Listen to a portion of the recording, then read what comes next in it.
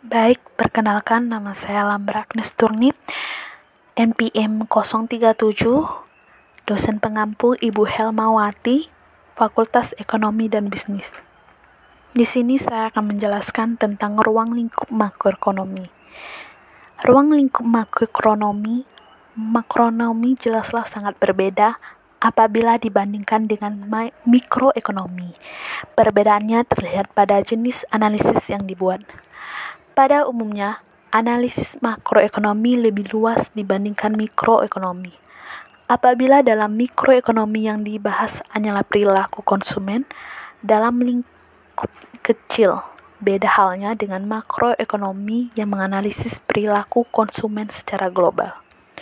Makroekonomi membahas mengenai permintaan dan penawaran yang akan menentukan tingkat kegiatan dalam perekonomian. Berbeda halnya dengan mikroekonomi yang lebih membahas cara mendapatkan kepuasan maksimum dari efisiensi sumber daya yang ada. Masalah utama dalam perekonomian.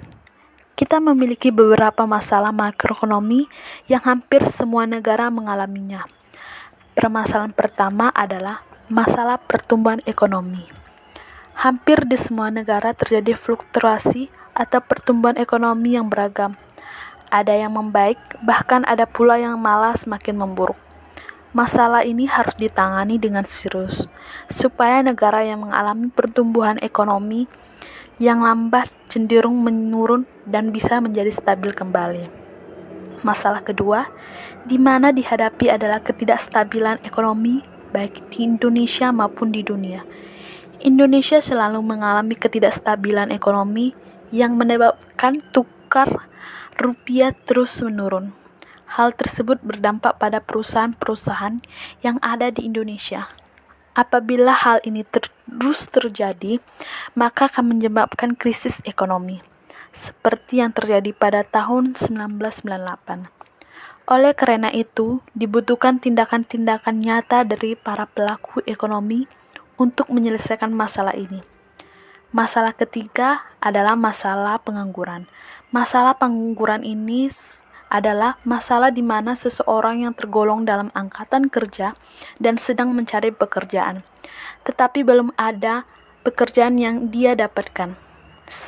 Pengangguran Indonesia semakin hari semakin meningkat. Hal tersebut terjadi karena melonjaknya jumlah angkatan kerja yang dimulai karena meledaknya jumlah kelahiran di Indonesia. Hal tersebut tidak sejalan dengan banyaknya lowongan pekerjaan. Lowongan pekerjaan semakin hari semakin sedikit saja. Hal tersebut menyebabkan menumpuknya jumlah angkatan kerja yang tidak mendapatkan pekerjaan. Pengangguran pun semakin banyak disebabkan oleh kebanyakan warga Indonesia terlalu memilih-milih dalam mengambil pekerjaan. Selain itu, penggunaan mesin-mesin canggih di perusahaan besar semakin mengurangi jumlah tenaga kerja yang dipakai sehingga menyebabkan lowongan pekerjaan yang ada semakin berkurang. Selain itu, kurangnya keterampilan pun menjadi salah satu penyebab pengangguran semakin marak di Indonesia. Masalah keempat adalah masalah inflasi.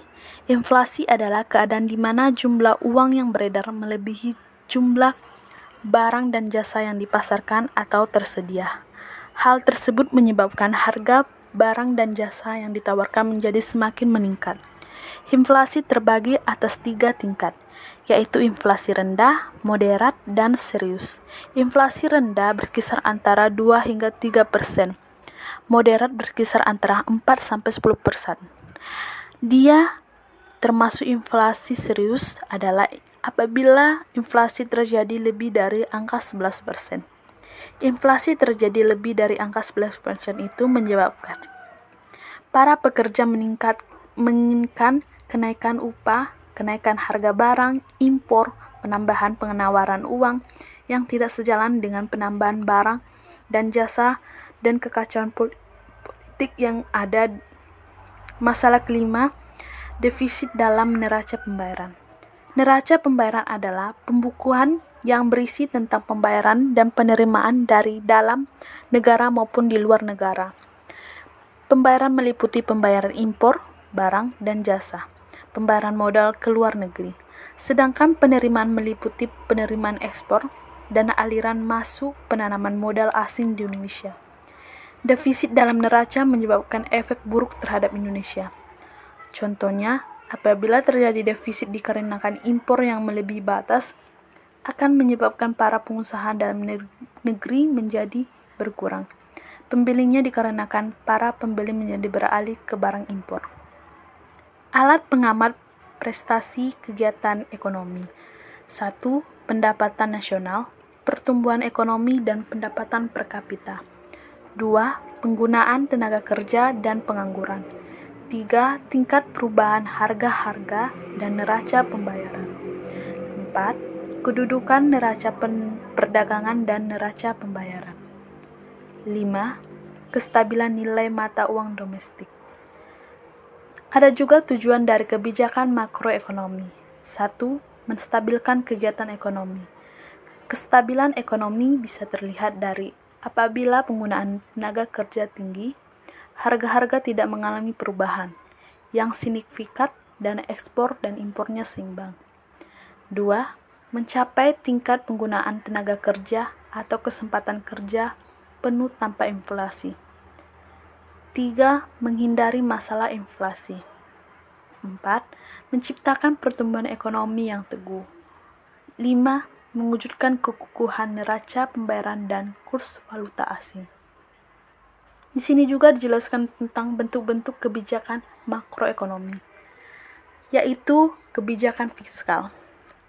Kebijakan fiskal jelaskan bahwa pemerintah melakukan perubahan pada perpajakan dan pengeluaran yang bertujuan untuk mengurangi pengeluaran neraca atau negara. 2. Kebijakan moneter.